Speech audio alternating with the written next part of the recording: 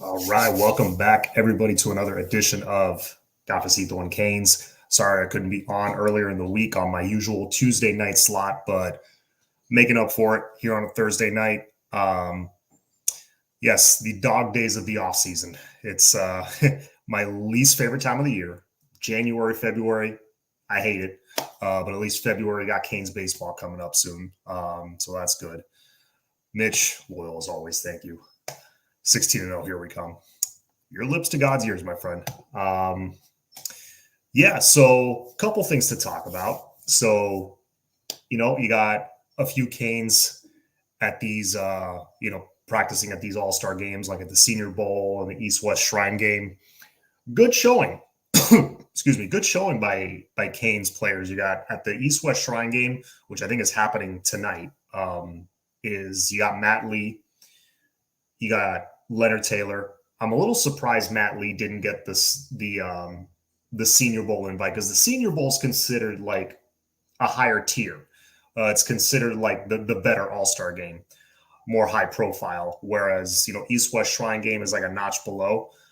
Nothing to sneeze at. Great that he got an invite, but I was a little surprised because I thought Matt Lee was the best center in the country, in my opinion, or at least top three. But that's just me. But congrats to them for making it. I'm not one of these fans that put too much stock in these isolated clips from practice. So it's funny seeing other fan bases getting excited over one clip. I'm not one of these guys. But it was pretty cool to see Javion Cohen basically hip tossing FSU's D tackle. That was pretty cool. But aside from that, I've been hearing good things about Cam Kinchens and James Williams at these practices. They're performing well. Cohen, not as much. But it was cool to see that highlight clip. And, I have no doubt Cohen can develop into a nice NFL guard. I mean, from what I saw on the field, I thought he was solid all season. He had high grades the whole year. I thought he was really good. So I think he could develop into a nice NFL guard. Leonard Taylor, we'll see. He's got to be more consistent, as we've been saying his entire career. Matt Lee, I could see him being a solid NFL center for a few years. I'm hoping next season and the coming years that Senior Bowl is just going to be loaded with Canes. That's what I'm not just hoping, that's what I foresee because of what Mario is bringing in, the level of talent he's bringing in. Speaking of which, do you remember around this time last year, maybe not this time last year, 6 months ago, 7 months ago, a lot of fans were worried about, what's up, AO? We're worried about the recruit rankings, some of the 3 stars that we were bringing in. And if you talk to people that really know recruiting, when we were bringing in the Federics and the Ryan Macks and the Dylan Days, guys like that early in the class, if you listen to people that really know football, really know recruiting, they're like, he's not your typical 3-star. Watch his tape. Trust me, he's a late riser. That was the case with pretty much every guy that we brought in early on. A lot of those, foundational pieces of the class before we brought in the real high-profile blue chippers. And it turns out 7 months later, 8 months later, look what happened. Ryan Mack earns a 4th star on one of the publications. Chris Wheatley-Humphrey, I believe, earned a 4-star on either Rivals or On 3, one of the two. You got Armando Blunt earning a 5th star. Marquise Lightfoot earning a 5th star. You got, I want to say Zaquan Patterson even earned a 5th star on one of the publications. So across the board, the whole class, it was what we said it was. Mario kind of got in on the ground floor with some of these guys, and their stock rose as we expected. Judd Anderson, another example. People saw his stats, weren't too impressed, but they saw, 6'7", big arm. Honestly, I trust the evaluations of this coaching staff. So I was like, okay, they must see something in Judd Anderson. Sure enough, he balls out his senior season. I mean, if you haven't treated yourself to his huddle tape, go watch it. Judd Anderson moves very well for a 6'7" guy. Two-sport athlete, which Mario loves.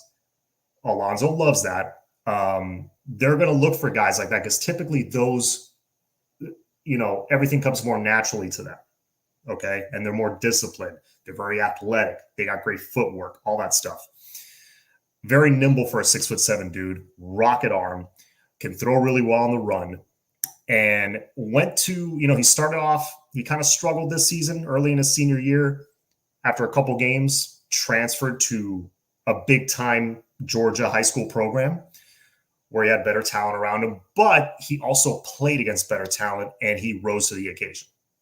So very excited about Judd getting that 4th star. On which publication, I don't remember, but he got a 4-star in at least one of them. So now Miami's class is considered like top 3. And remember, we're not even at the official signing day yet. I know the calendar is a little weird. I'm still not used to it. But that signing day in December, that was early signing day. We still got the main one.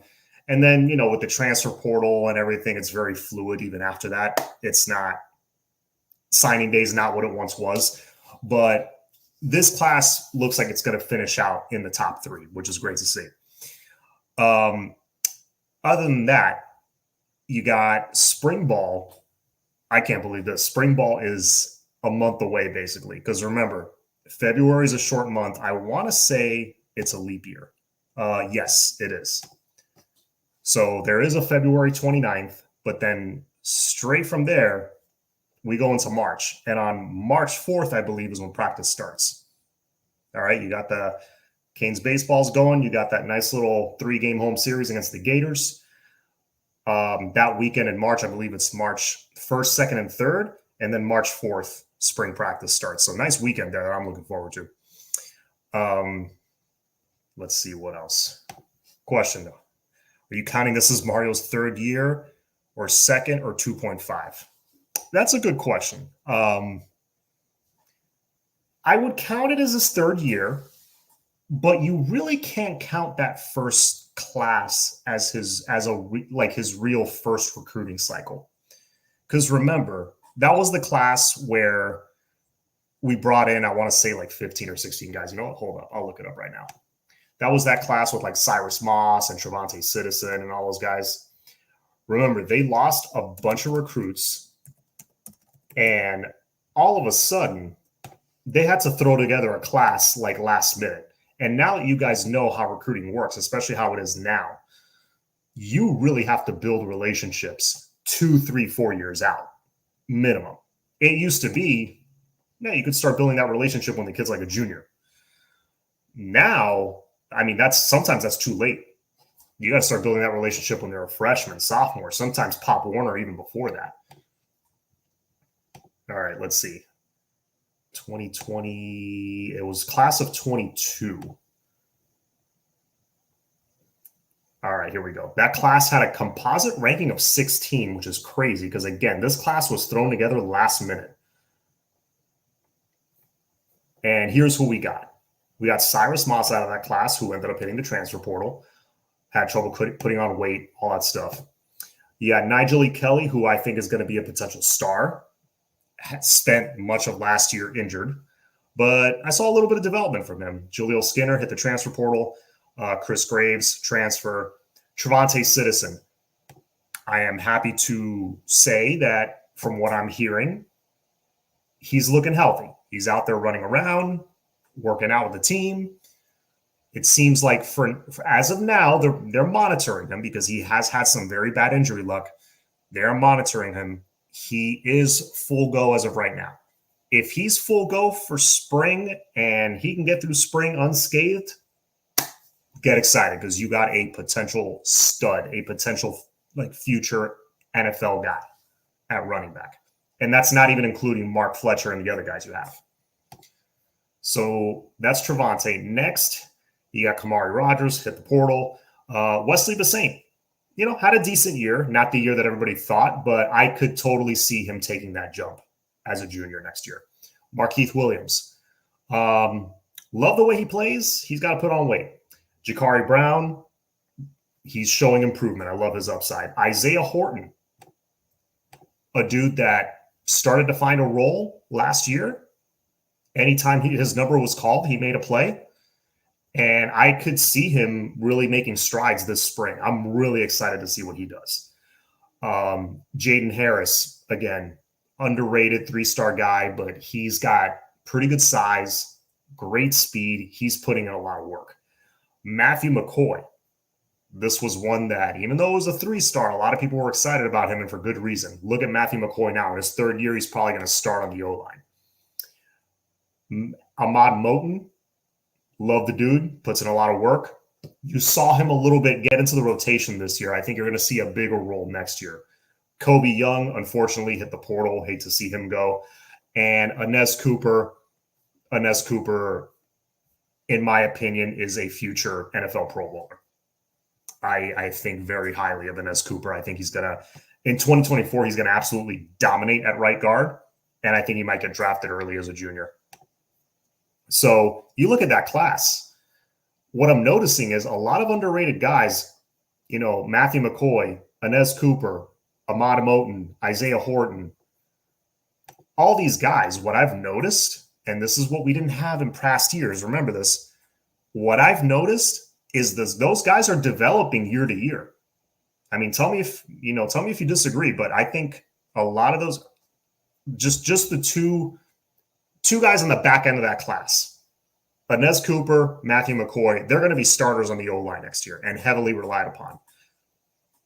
This staff is developing. That's what I wanted to see. Are we going to see improvement year to year? Can you bring in that stud recruit or that under-the-radar recruit and turn him into a first rounder or a second rounder? That's what we used to do back in the day. I want to see that now. And that class, which, again, to answer your question, Mitch, I don't see that as a full class, but what he was able to bring in and what he's doing with those guys is pretty impressive, I got to say.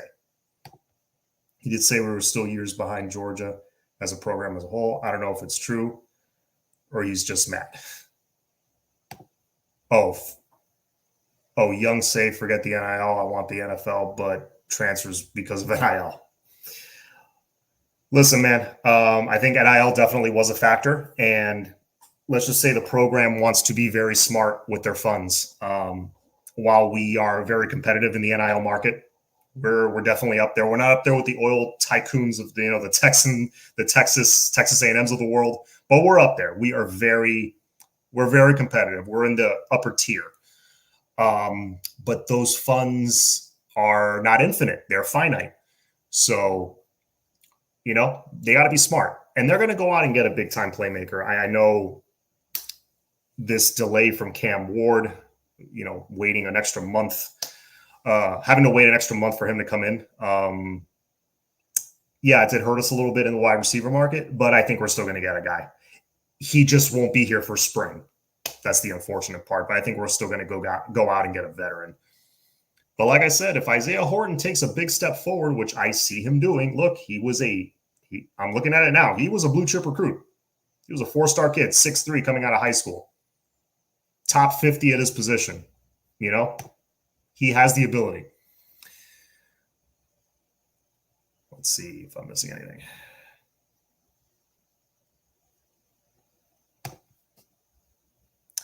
Oh, yeah. I haven't seen the whole Manziel documentary. I've only seen the beginning of it. It really displayed TAMU's funding for the program. It's insane. I can't even imagine what it is now. Yeah, now that it's legal.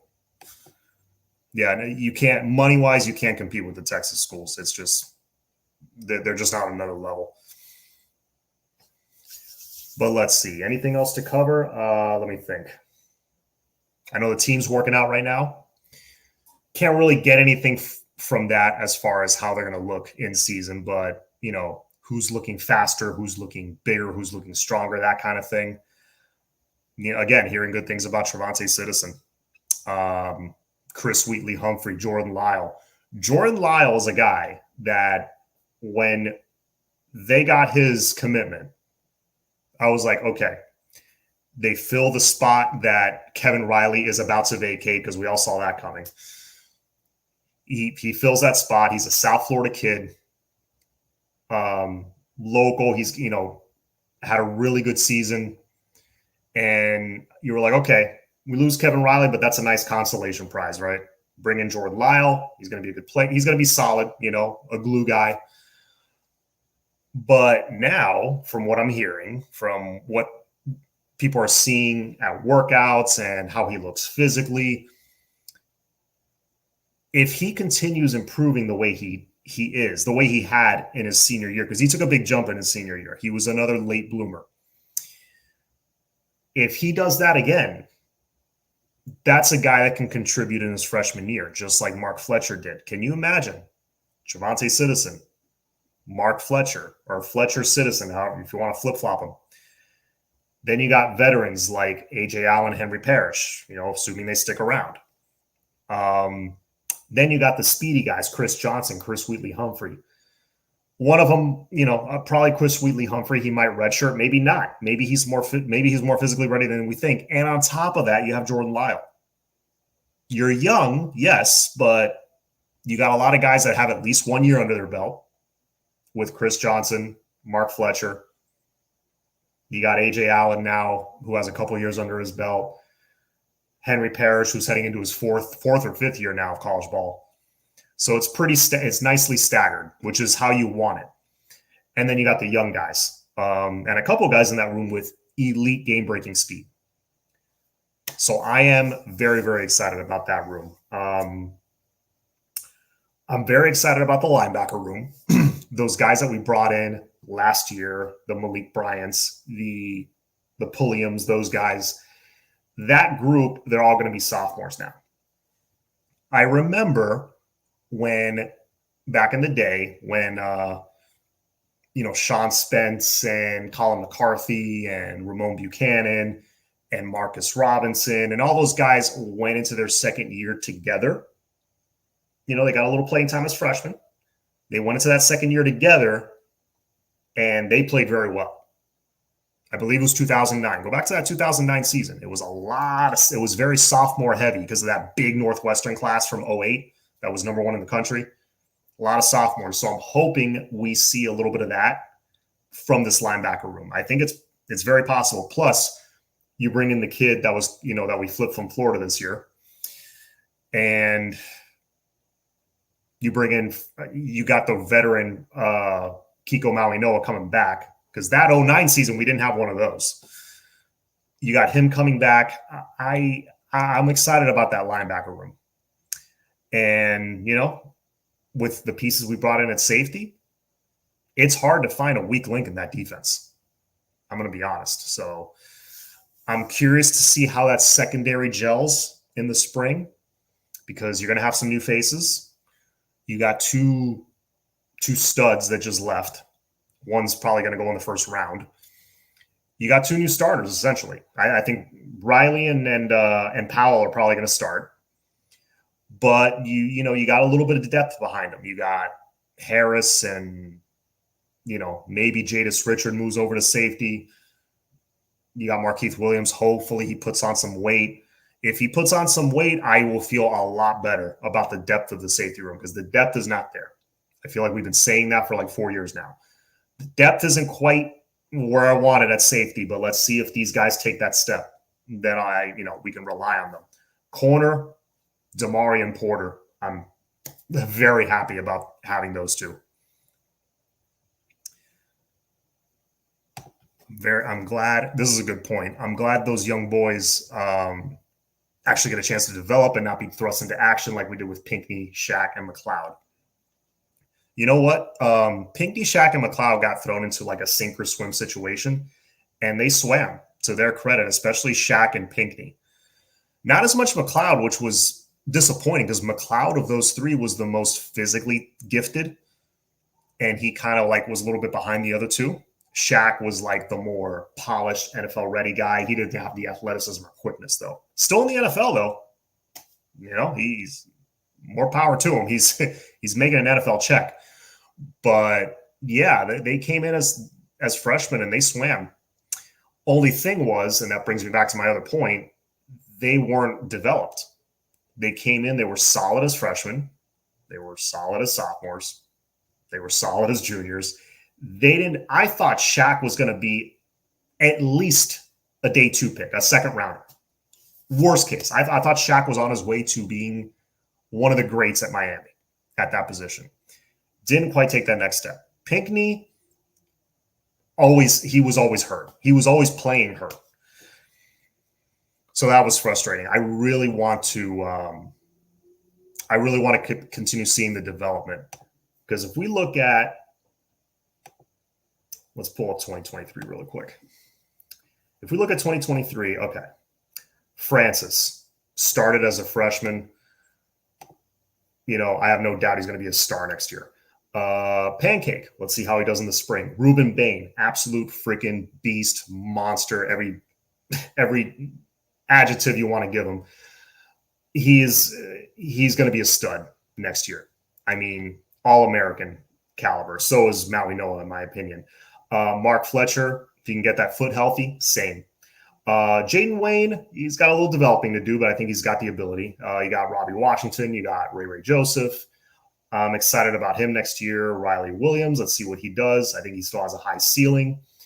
Robert Stafford, people forget about him. He was redshirted last year, so he could figure into that rotation. Damari Brown started as a freshman. He's going to be at least an all-conference guy this year. Collins hit the portal. Malik Bryant, can't wait to see him. Joshua Horton, 6'4", almost 300 pounds, and quick and athletic. Very excited. Raul Aguirre, great pickup there. Love him. Antonio Tripp, developing. Chris Johnson, developing, but great speed. Tommy Kinsler, monster size-wise. Caleb Spencer, we'll see how he develops. Emery, Jackson Carver, Shamar Kirk, blah, blah, blah, blah, blah. Demetrius Freeney, another guy that redshirted. We forget about him. Marcellus Pulliam. My point is, look at the class from 2022. They're developing. They're getting better, right? Small class, but you're getting something out of them. Then this class that came in, a lot of guys started as freshmen, kind of out of necessity, but they all played well. You can't really say they didn't, even though. Yeah, Maui Noah had some not so good games towards the end of the season, but for the most part, starting at right tackle, he did a great job. Those first 2 classes showed me 2 things. Number one, this team, this coaching staff can scout. They can identify talent and identify guys that will fit and be able to plug in right away. Number 2, they're developing year to year. We saw it with that first smaller class. If this class, the Maui Noahs, the Damaris, guys like that, if they can take a big step, man, that is, to me, the most important thing I need to see in 2024, even more than how Cam Moore is going to look. Obviously, our win and loss record is going to depend a lot on how well Cam Moore plays. If he clicks with the offense and he just plays out of his mind, it could be really fun this year. But what I need to see even more than that, the guys from 2023 going into their sophomore years next year, if they develop how we used to develop, it's like Maui Noah after 2024, they're like, okay, this guy, I see him being a first rounder next year. Damari, I see him being a second rounder next year. Who else? Mark Fletcher, first team all ACC. We start seeing things like that. I'll feel a lot better about the direction we're heading. Let's just put it that way. Canes baseball 15 days away. Oh boy, I can't wait. I cannot wait. I will be at the light at some point that weekend. We always start the season on President's Day weekend. It's cool. It's a holiday weekend. I always have that Monday off from work. I might make it out to the ballpark either that Friday or Saturday. We'll see. John James Williams is moving to linebacker and playing both in the Senior Bowl. Gidrew was right. Dude, how many people were saying it when he came in? And people were like, no, he's a safety. He's a safety. Yes, I was kind of on both sides. I say James Williams was a very good safety. He could play the position. It's not like he can't. But where But I also agree with the argument that if he really wants to make money, he should be in the box as a linebacker, or even some people were even saying, man, put him at the edge. Put him in the weight room, have him gain 25, 30 pounds and put him on the edge. I think he's more of an outside linebacker, kind of like that move that Ray Armstrong made from safety to line. I think Ray should have been a linebacker here. And I think he should have played a little bit of offense here. I thought he was totally misused. I think people saw his physique and just they thought Sean Taylor, but Ray was totally misused. James was more of a rangy safety, but I think he's another one that you stick him in the box and he at playing at what, 230, 235, whatever he is now, 6'4.5". He's going to get a lot of looks. Let's see how he performs. He could sneak into that first round at that position. Mario at the Senior Bowl promoting his players and possibly getting a running back coach through networking. Yeah, let's see what happens there.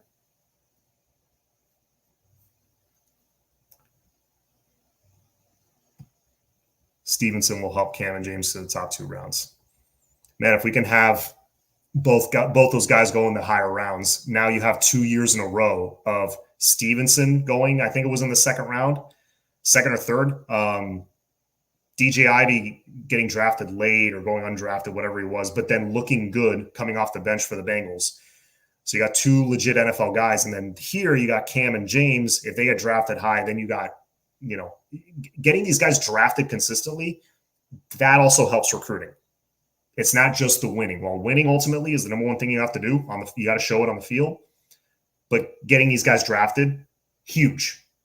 Now, number 1 corner in the nation, whoever it is in this class, will look at them like, oh, okay, I can go down there and I can make a future for myself.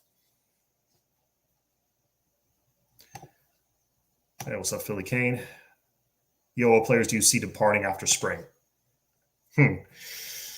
I hate calling out names for something like that. I could tell you positions. How about that? Because you know how it is. You say names and you see maybe you might stir something up in the locker room that might not be there. I don't want to do that.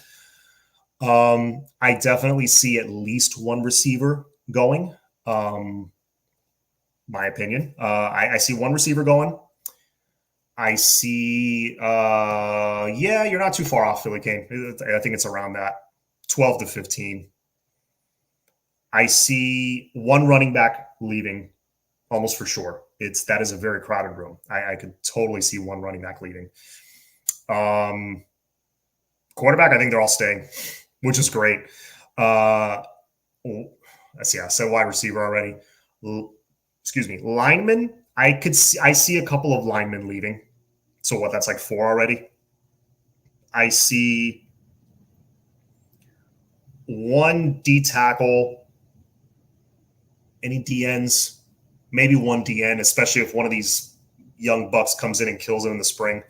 A linebacker or 2, yeah. Shaboy Kane. I do see a linebacker or 2 leaving. A cornerback. Man, I hope not. We don't have a ton of numbers there. Actually, I don't know if I see a corner leaving. I'll be honest with you. I'm trying to think.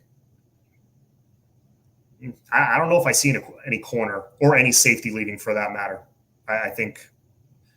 No, there is a safety that I don't want to name him, but I think he's still with the team. I could see him leaving. Maybe 1 DB. Let's see what else. What wide receiver can possibly leave? There's a couple of guys. You'd be surprised. Yeah.